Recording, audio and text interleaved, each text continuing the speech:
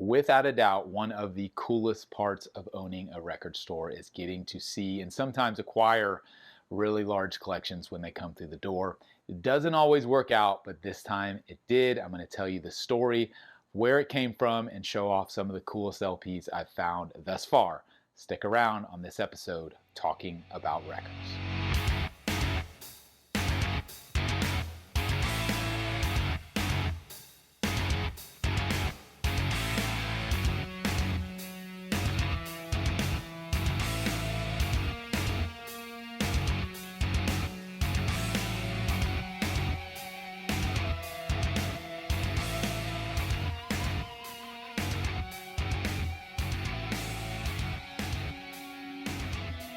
My name is G.I. Sanders from NTX Vinyl, a small chain of independent record shops in the Dallas-Fort Worth area.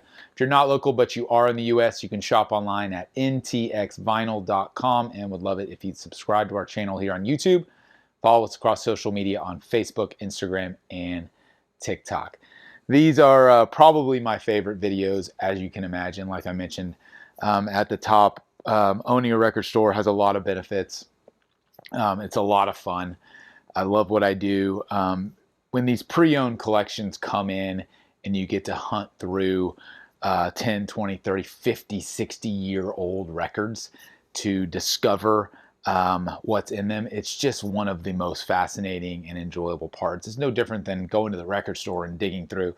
But in this case, I own them all, and so it's a little bit different when you're searching through and finding things and you've already purchased them, right? I think like most record store owners will tell you when you get asked the question like, well, how did you get it? Where did it come from? Well, this is no different than a lot of them, or most of them, is they come to you as a record store because when someone's looking to sell records, as a generalization, they have a large collection. Where's the first place they're going to go? They're going to look for a record store because record stores know how to deal with lots of inventory. They understand the value. They have, in a lot of cases, enough cash flow to make a big bulk purchase versus an individual may not be able to do that. And in this case, like most cases, this was a seller who wanted to get rid of all of it. It was a collection of somewhere around, I'll say 3,500 records. It could be as many as 4,000. I'm not sure yet, but it's somewhere around that range.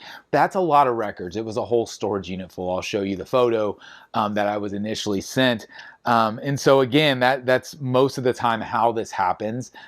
Every now and then I'll go out and kind of chase down a collection, if you will, discovered on my own. But after doing this a few years, you get to a point where you're kind of out there and available. So when people search for a record store near them, if you come up, then you get the call and can go check it out and see if it's something you're interested in. So that's what happened here. A really good guy contacted me and said that his good friend had a large collection that he needed to get rid of. Again, I'll show you the photo of it here. This is the photo that he sent me.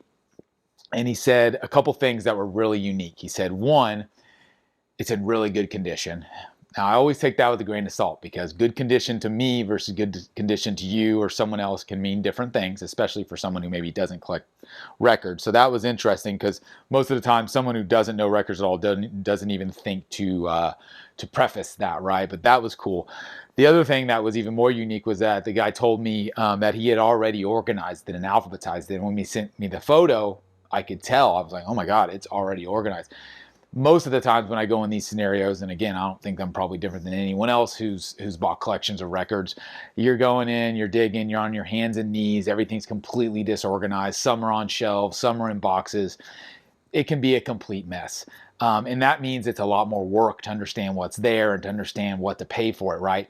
In this case, the guy did so much work up front. I was so thankful that he spent the time to organize it all, get it almost completely in alphabetical order. The genre is all mixed up, but that's fine. What that enabled me to do is actually go in pretty quickly and look through and understand if A, if it was something I even wanted, and then B, what I was going to be able to pay for, because I actually had a loose understanding of what was there as far as the types of artists, the condition again. So that really, really helped and was unique in this scenario. So the guy I was dealing with, I won't use names here, all good, really good people that I'm thankful for. But he was pretty much brokering this for a good buddy of his, and his good buddy, who I met when I first came to look at the collection, had inherited this from his brother who had passed away. So neither of the guys that I was dealing with, it wasn't theirs, but it was the brother of the guy, and it was, as I could tell almost immediately, really well cared for, as a generalization. There were there's always some records that are in good condition, but again, of 3,000 plus records, I bet 95% of these are in great shape. So that was amazing. Unfortunately, when this guy passed away, he not only left his brother and probably their family a big collection of records, but he also had a collection of guitars, he had a collection of guns, he had a collection of knives. So again, not a new story. Like, this goes back to a previous video that I just shot about kind of what happens to all these records, when we pass away. And in this case, you hear this a lot. This guy not only collected records, but he collected a lot of things, because collecting is in a lot of ways a mentality. And there's a lot of people who, if they collect one thing, they collect many things. And right, so they were dealing with a lot of these different collections. It took them a while to get to the records, because the records are so bulky. So they had moved them, they had them moved all to a storage facility, and that's where the guy who was brokering it went through and organized it all, which was amazing. So I was able to go in really quickly, have a discussion with them, and then after about, I don't know, maybe 2 days, pretty much, I had made them an offer. They came back and say, hey, here's what we're really looking for.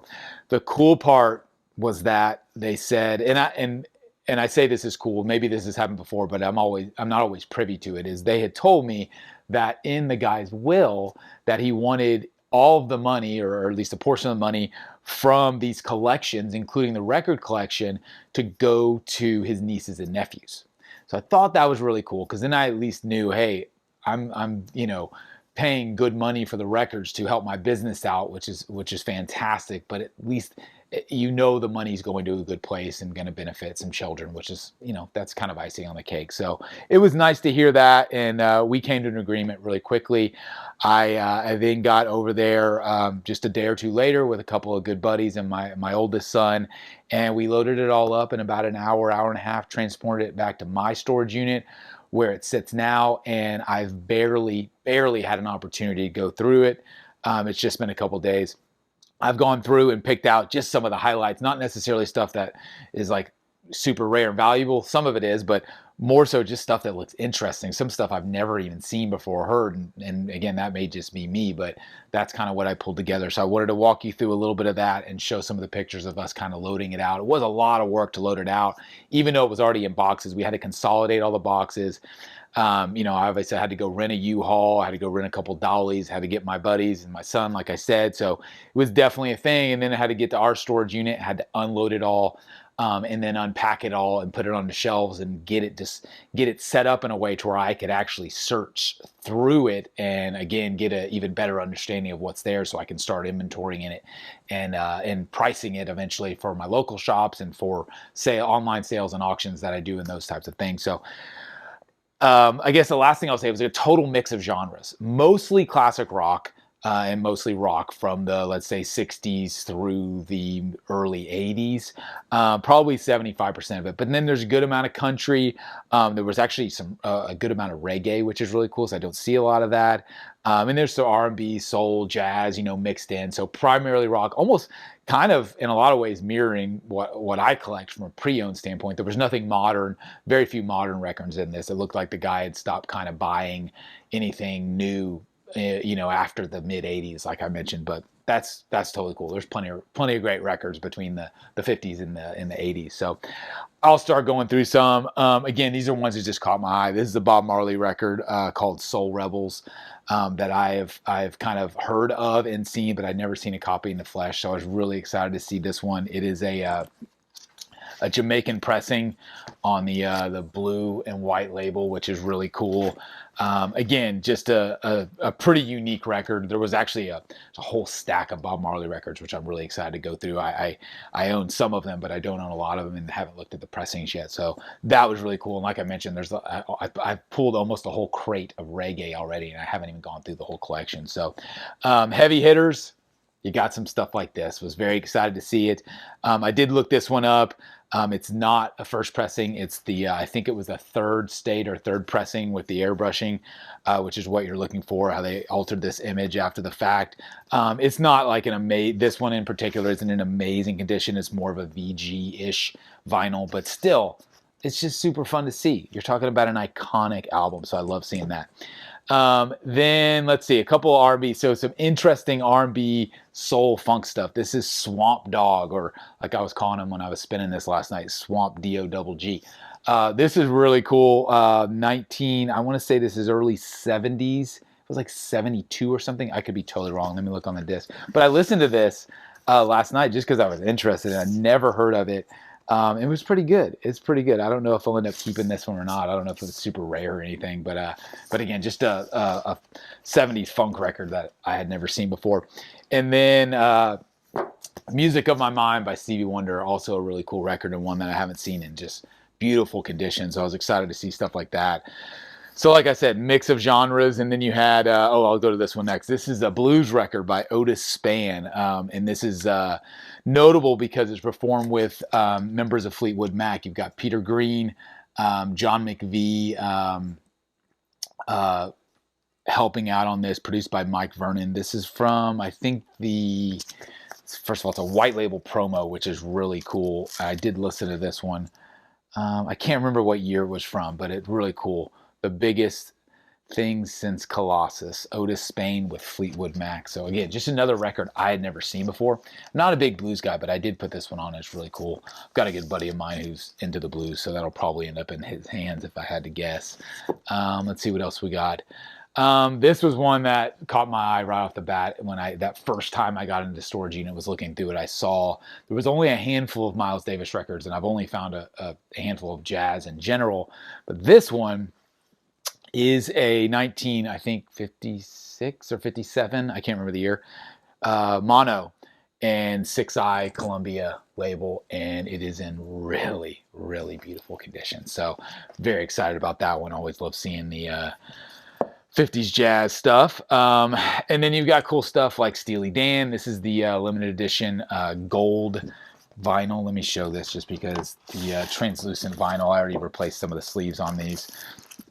I mean, that's just a beautiful translucent yellowish gold vinyl. I think this is from 1977, and I know most of the gold pressings were from Canada. Yeah, this has got Ontario on the label.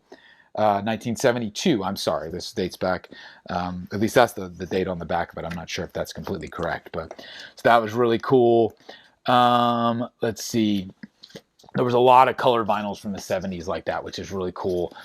So you've got Band on the Run on like a pinkish purple, which I'd never seen before. This is, I believe, probably a Holland or pressing, maybe Germany. It's hard to, made in Holland. Yeah, a lot of the colored ones are made in Holland, so that's really neat. This was one that struck my eye. If you're a child of the 80s, you may know this one. Strange Brew is a shtick comedy, I guess you could call it. I don't know. I haven't seen it in years, but once you see this movie, you never forget these guys. So that was really cool to see a rain. I've never seen it before. I don't think necessarily super rare or anything, but early psych rock. How about 13th Floor Elevators? This one's kind of along the lines. Got a dirty sleeve on it. I haven't replaced yet.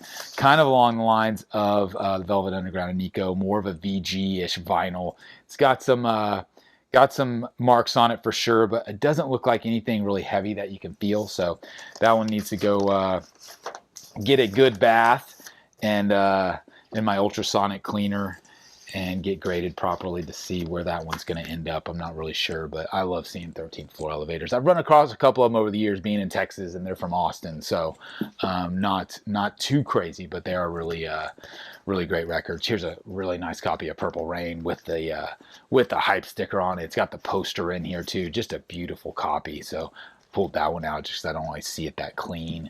There is some early punk rocks. You've got some Ramones in here, which I always love seeing. There wasn't a ton. I think there was an original copy of Sex Pistols, Bullocks as well. There was a bunch of Stones, some really cool Stones, similar to that Band on the Run, 70s colored vinyl. So you've got Let It Bleed. Again, I think these are all either Holland or Germany. This I've seen that one before. This one I'd never seen before. This is the Some Girls pressing 1978 on orange wax, which is really cool. Get Your Yayas Out. This one's on blue, I think. It's got a little swirl in there, so that's cool.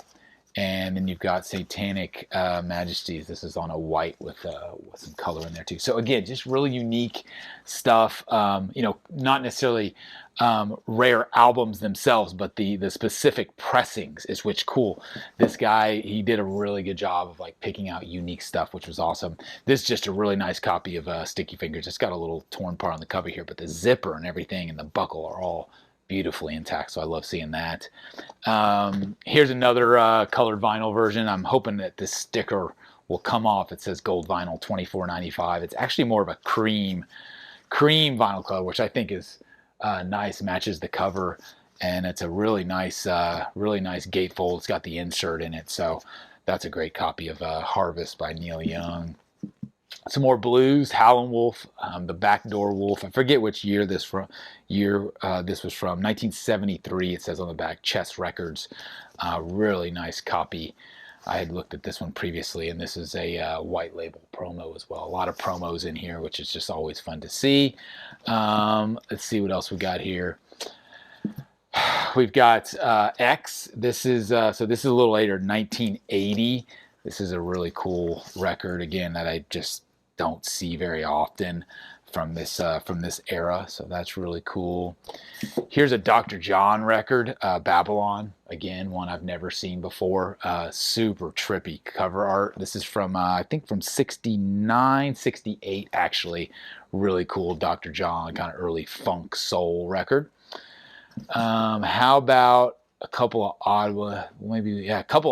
So this is Ali Farka Torre. I'm sure I've completely butchered that. This is a limited edition record. I can't remember the year on this. I think this was late 70s or early 80s maybe.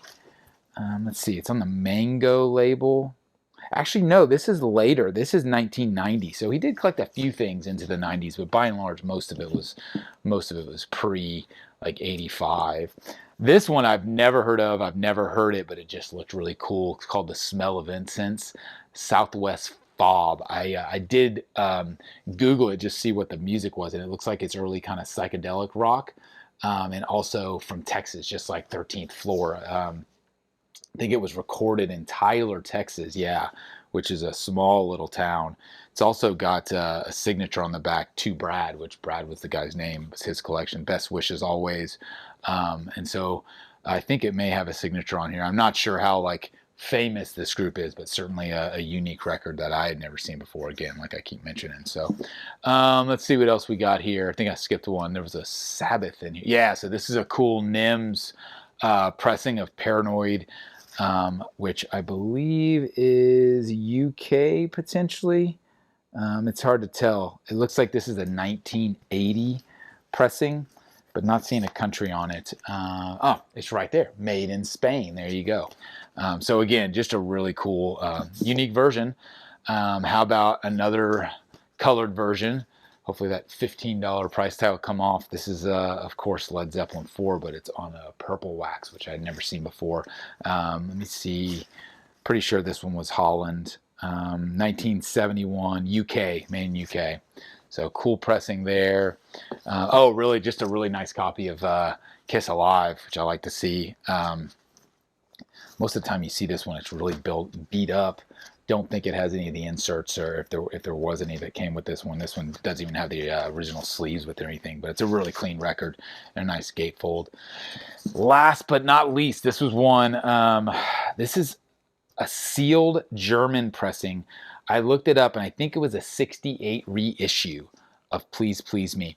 And it lays pretty flat. When something's been sealed for this long, you want to always look at it, make sure it hasn't been warped from the shrink wrap. And this one lays pretty flat. Again, 68, I think it was a German pressing. So just a really cool relic. I don't know what I'll end up doing with that one. So there were actually quite a bit. Again, I've only gone through the collection, just tip of the iceberg, but I've found a decent amount of sealed records like that, sealed vintage pressings, which are always a bit of an anomaly and tough to tell, because most of the times you can't tell what the record is unless you actually get to see the dead wax and the label and all that. So it'll be interesting to go through those sealed ones and see what else is there. This is, again, there was 3,000 plus records, so this is tip of the iceberg. I've barely started to go through it with all of those artists, major artists like the Stones or Zeppelin, Neil Young. I mentioned Bob Marley. There's entire discographies of all of those artists, in a lot of cases multiples of some of the albums, different pressings, and from different countries. And so he was a really great collector. He had awesome taste in music that, funnily enough, align with mine a lot. Like I mentioned, 75% of it's rock, and then you got some country, R&B, soul, jazz. Like that's all the stuff that I really crave and collect myself. So that's really cool. Not only because I enjoy it, but I'm really knowledgeable about it. So when I see a lot of these albums, I already know what's unique, what's rare, what's valuable, what's common, what, those types of things. So that helps, because it's going to be months and months of work to get through all of this, to get it all priced, to get it into my local shops. A lot of it will end up in auctions that I've started doing on Whatnot, because that's the best place for me to be able to move kind of like oddball, unique, rare items. I may list some on Discogs as well. A lot of inventory to deal with, a lot of work ahead, but truly a labor of love. And I'm appreciative to the guys who I connected with and who helped me acquire this. I told them, and I'll tell you, this is something that's going to fuel our little business for a couple months now, which will be amazing. So super excited about it, and just wanted to share the story behind it. Thought it was a little unique, and definitely found some unique items just on a first pass through as I got it into our storage unit. So hopefully there's more to come after this. Always after collections, it's always fun to learn where they've come from, and then go through them and just discover the music and pass it on to good folks like you. So that's what we're here to do. Appreciate you watching as always. Hope this was fun to watch, and we'll be back again with more videos here on Talking About Records. My name's GI, and we'll see you soon.